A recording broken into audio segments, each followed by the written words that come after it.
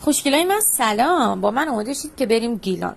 راستش من به خاطر که کلیپ بگیرم مجبورم که لباسای زیادی رو بردارم، به خاطر همین گفتم لباس زیاده و عذرخواهی میکنم که صدام خیلی گرفته چون من سرما خوردم. مراقب باشید، پاییز اومد، مریضی‌ها شروع شد.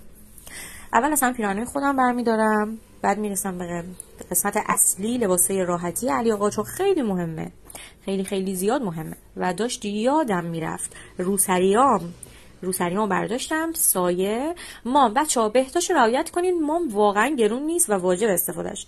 کرم ضد آفتاب و مرطوب کنندم که واقعا واجبه. دارومو برمیدارم برای معدمه. اینجا دو به شک بودم که کلاه چه رنگی بردارم. سفیدو می‌خواستم بردارم، گفتم ولش کن، فقط مشکی برداشتم که علی آقا اومد خونه. کرمم برداشت.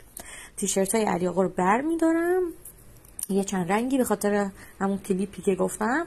و اینکه سیب زمینی برداشتم، یه مقدار سیب زمینی پنیر درست کنم. دیدم که مادر شوهرم برام شکلات و گز گذاشته، گفتم یه چایی هم بریم بخورم چون صبحانه نخورده بودم. و ما همیشه که میخوایم بریم گیلان تو راه به موتل قو که میرسیم میریم فست فود و به خاطر همین گفتم این سری خودم یه چیز درست کنم. از زردچوبه واقعا متنفرم، ولی خب چه کنیم، مجبورم که دیگه استفاده کنم. خلاصه سیب زمینی رو درست کردم و یه سالادم باش درست کردم.